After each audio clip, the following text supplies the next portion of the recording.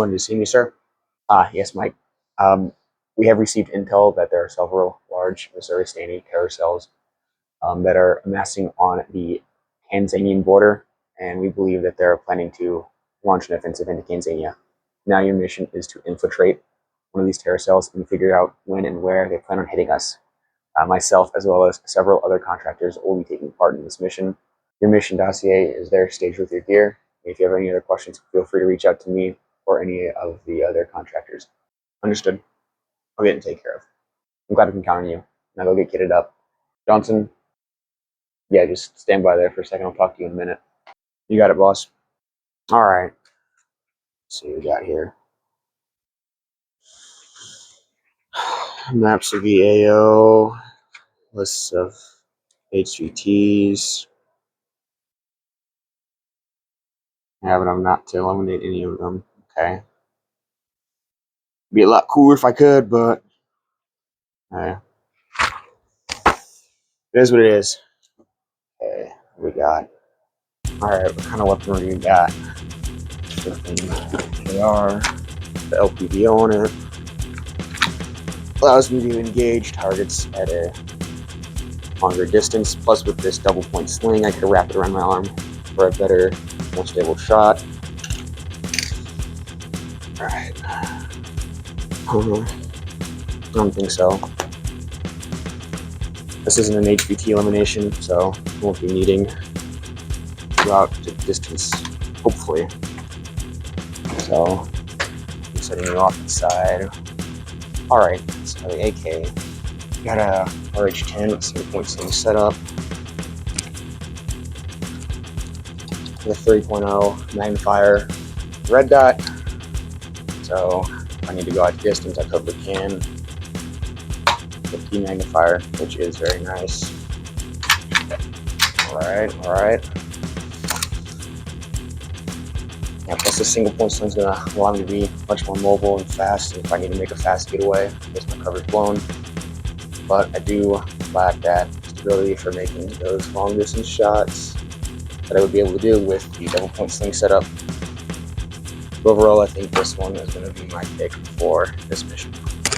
Plus the Schmog and the Type 56 rig will help me blend in better with my environment.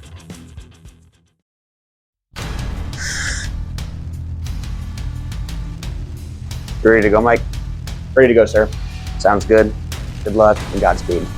Thank you. You as well. Johnson, I need you to hold down the fort while we're gone. I'll keep it secure for you, sir.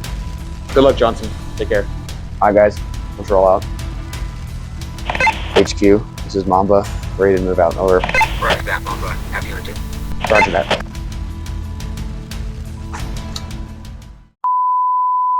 Ladies and gentlemen, welcome back to the official Managing Success YouTube channel. And today we have a very, very interesting video for you guys. So today we're going to be comparing the single point sling and the double point sling. Now I know there is the 3-point sling, however, we won't be covering that type of sling today as A, I don't have one, B, I don't have any experience with the 3-point sling, and C, they are a bit more complex than the single point or the double point sling. Now, we will be comparing some of the features and functions of each type of sling, as well as going over some of their pros and cons, and ultimately, which one is the best for you. So with that being said, let's go ahead and dive right into the video. But before we dive into all of that fun comparison goodness, we must first define what a sling is in terms of firearms and firearms usage. So the sling, in terms of firearm usage, is a strap or harness that is designed to allow the shooter to more conveniently carry their rifle, carbine, SMG, or GPMG / general purpose machine gun, but we're mostly talking about rifles and carbines since most of us can't acquire machine gun, sadly. I'm sorry, I thought this was America. But also, slings are also designed to help that you had with hit probability as well, especially those 3-point slings. But we will talk more about that in the comparison section of the video. Now that we have defined what the sling is in terms of firearms, we will now dive into the history behind the sling. So get ready for that.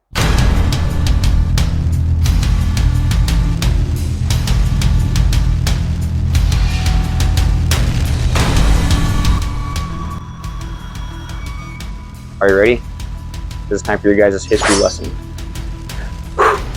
So the origin of the modern sling can be traced all the way back to Great Britain in 1722, when they would adopt the sling for their brown vest musket. Before then, they were using literal rope and string to, carry their rifles, which probably wasn't very effective. I don't know, I wasn't alive during the 1700s, so what do I know? But from there, all the other European powers would adopt the sling for their militaries, as they saw great success with the British, so they wanted to replicate that success for their own armies. And then come the 19th century, the sling would make its way across the pond into the greatest nation this world has ever seen, the good old US of A. In which the Americans would not only use the sling as a way to carry their weapons, but also use it as a tool to help improve the individual rifleman's ability to hit targets and shit like that. Since then, slings have been a cornerstone in every military across the world and have been one of the most important pieces of a soldier's loadout. With that being said, this concludes your guys' history lesson. If you guys pass, you guys get A+. Congratulations.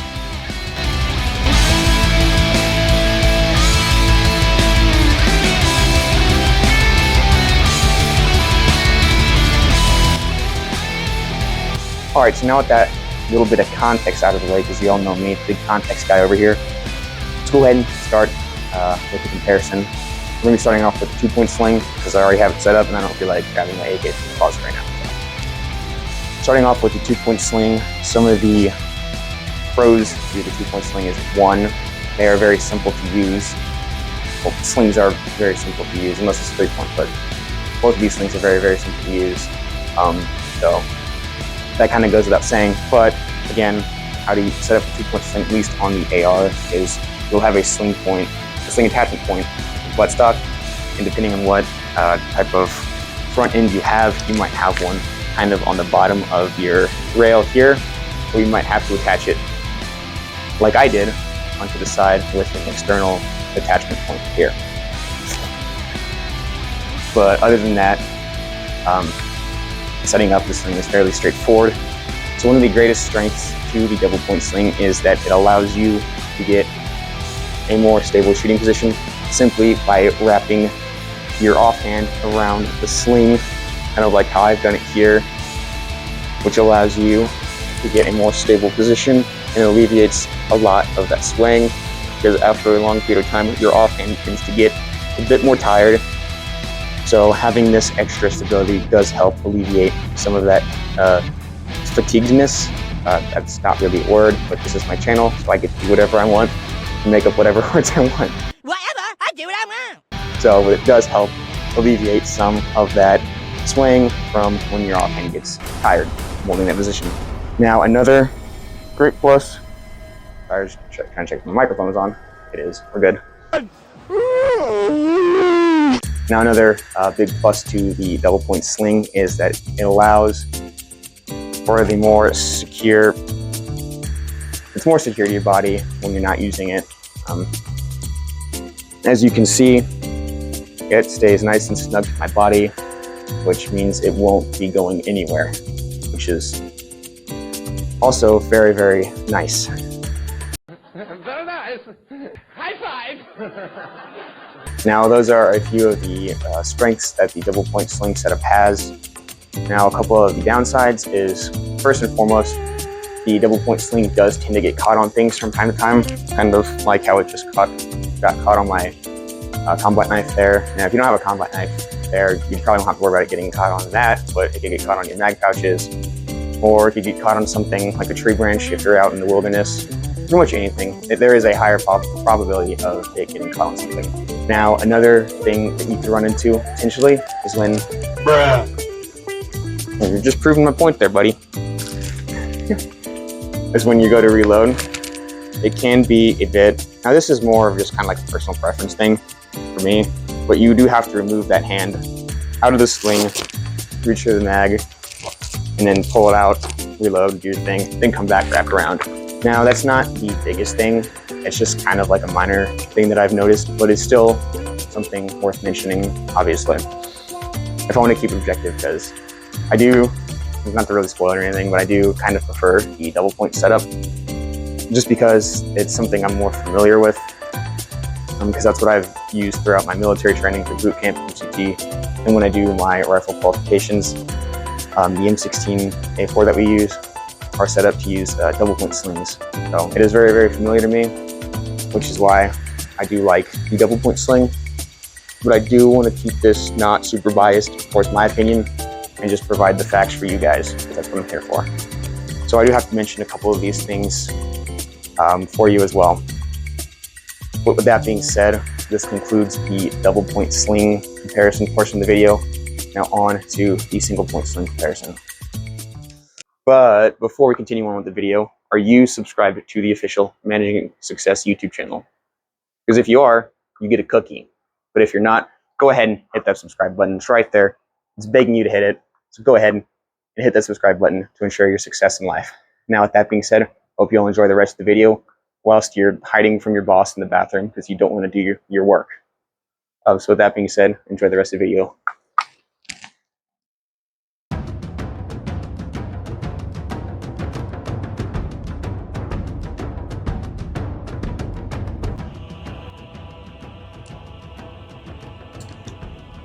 Alrighty, so moving on to the single point sling.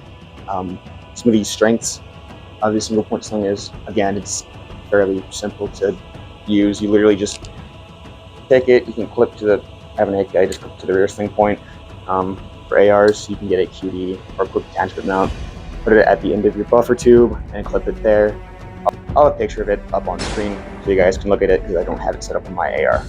So again, very simple to use. Now another thing that I really do like about the single point sling is that it's much more mobile than the double point sling. I have much more movement. I have much greater freedom of movement to perform reloads, to do pretty much anything I need to do, and I don't have to worry about it getting caught on anything like a tree branch or my kit, which again is very, very nice. Something that with the double point sling I have to worry about fairly often. Again, the single point sling is it allows you to be very, very mobile, which allows me to switch to my left hand without having to completely reset the sling, which is something I would have to do on the double point sling. Again, it does not allow for me to switch to my left hand if I need to shoot with my left hand, which is probably something, again, I'm going to be doing more of because I can see better out of this eye than this eye. So again, for me especially, that is very, very helpful. It also might be helpful for you as well if you are a lefty out there. So all my left-handed shooters out there, I would highly recommend investing in a single point sling for that reason. Now, there's really only one major downside to the single point sling that I have found, and it is that when I am shooting, I cannot wrap my arm around the sling like the double point sling, which to me is kind of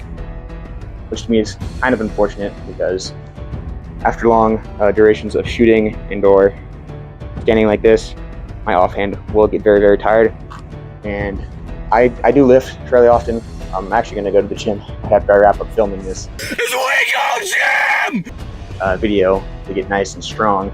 But even for like some of the really strong guys that I know, even after long periods of time, they will eventually get tired and eventually will start to sway, and it'll be much, much harder to shoot as well as control that recoil.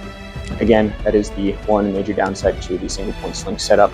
The other major downside to the single point sling is it is not as secure body, so it does move around quite a bit more than the double point sling, especially when you're running and making a lot of movement.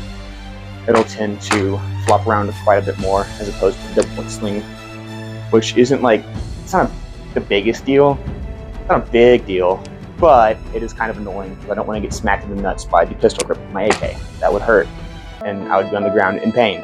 Again, that is another downside to the single point sling setup. Yeah, that pretty much concludes the comparison.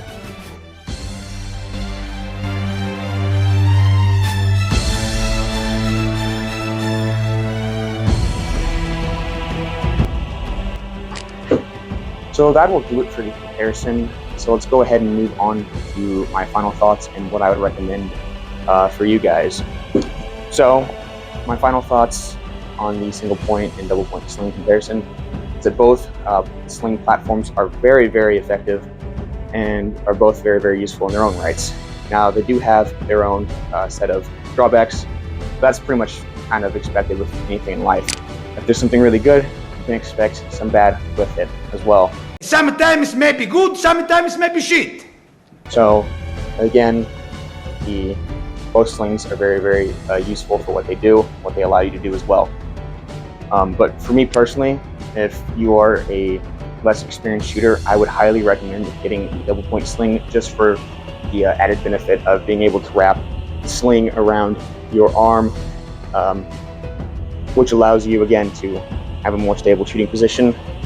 That is probably the reason why the military tends to use the double point sling for its more it's like basic infantry as well as everyone else. But the special operators and the special operations guys will tend to use the single point sling because it allows them to be more maneuverable and mobile when they're doing their high-speed cool guy stuff that I don't know anything about. But again, that is probably the reason why the vast majority of U.S. service members and service members around the world tend to have 2-point slings, because it allows them to wrap their arm around the sling, thus providing a more stable shooting position. Because in the military, you either have someone who's very, very experienced around firearms, or someone whose first time ever shooting a gun is at boot camp. So, just to better equip everyone, they issue out the double point sling, which is also why I'd highly recommend it to beginners as well, is because it allows them, again, to get a more stable shooting position by wrapping their arm around that sling. However, if you are a more experienced shooter, there's no shame in buying a single point sling. Again, both types of slings can be found pretty much at any sporting goods store. Gun range, I think I got this out of the bargain bin because it was cheap and I wanted a sling for the AK. So I just said, screw it, I'll pay it. It was like 15 bucks. The sling that I'm running on my AR, which is the Caldwell sling. Sorry, English is not my strong suit. But the sling that I run on my AR is a Caldwell sling, and I think I paid about 30 bucks for it. So that one's a much higher quality sling than this one. So I'd probably recommend getting something similar to what I have on my AR as opposed to this.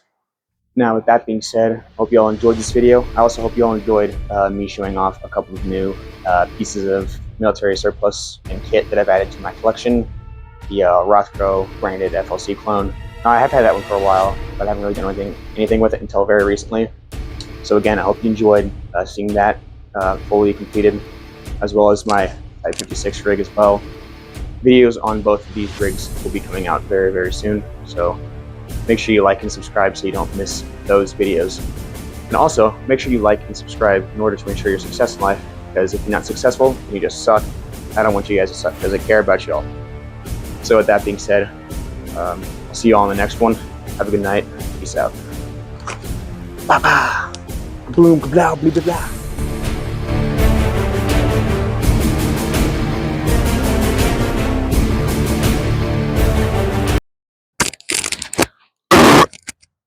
I'll be back.